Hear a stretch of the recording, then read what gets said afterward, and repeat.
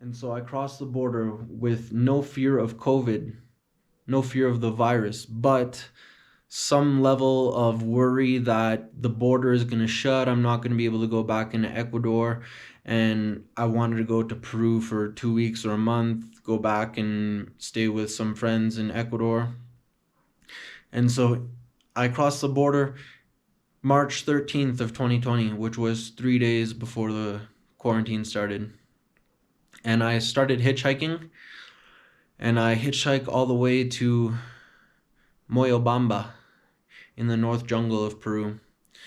And as I'm meditating in the streets of Moyobamba, getting some money to make my way to Pucallpa, someone comes and meets me, and he asks me about meditation, and he asks me if I like mushrooms, and I say, "Yeah."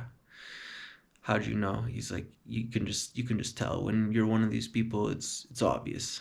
And he said, I'm not all about fear or anything, and I don't want you to worry, but there is this quarantine that's going to start tomorrow, and if you want, I can take you to another Canadian's place that I met who lives just half an hour away in this little town of Rioja, and you can spend the quarantine there. It should only be 2 weeks or something like that, but everything's going to be shut down.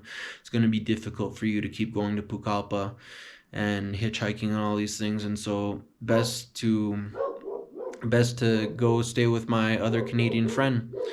And I said, okay.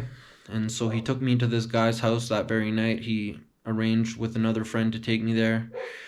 And I get there, and the quarantine starts the next day, and everyone's telling me how bad it is. And this Canadian guy and all of his friends are saying, "You can't leave the house. You're gonna get infected and all this stuff." And I'm just laughing.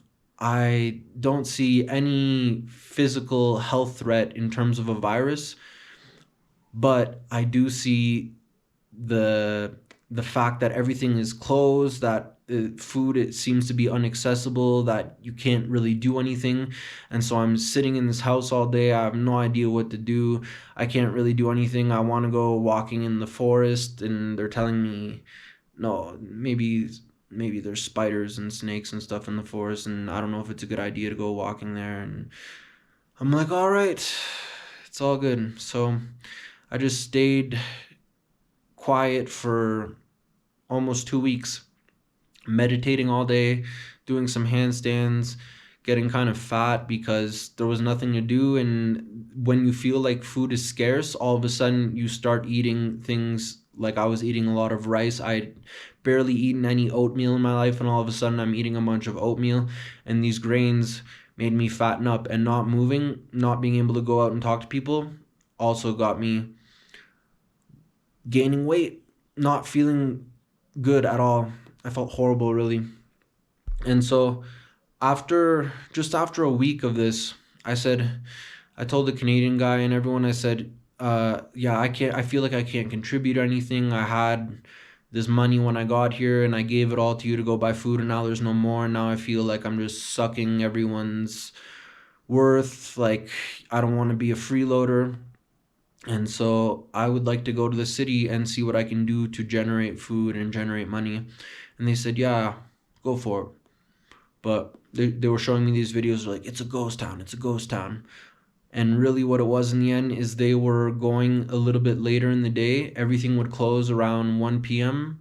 And so they would go right before 1 p.m. And since everyone was getting back to their house, it did look like a ghost town. It did look like there was almost nothing. So I go to the city at 6 or 7 in the morning, and bunch of people, bunch of food, everything's lively. I'm meditating in the streets without a mask.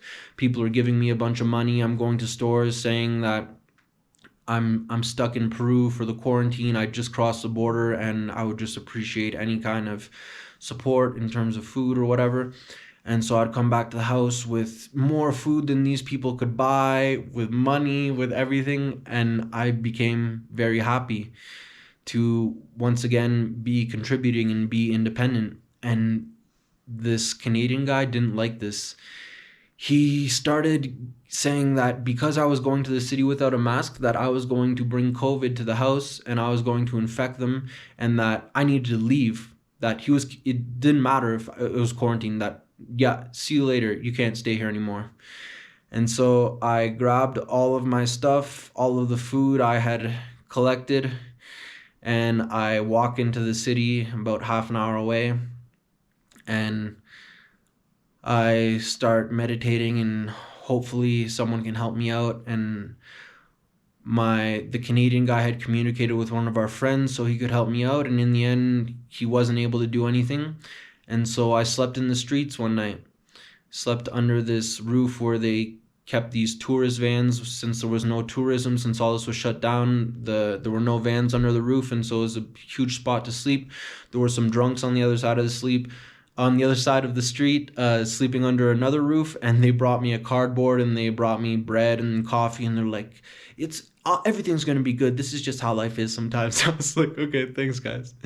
And all night I'm there trying to sleep, and this one drunk guy who was smoking crack, and I don't even know, he's coming back like every 2 hours, like, bro, why aren't you sleeping, and I'd just be like, because you keep coming back and I can't sleep, but it's all good, the night's gonna be over soon. And so I made it through that night, and the next day came a big blessing.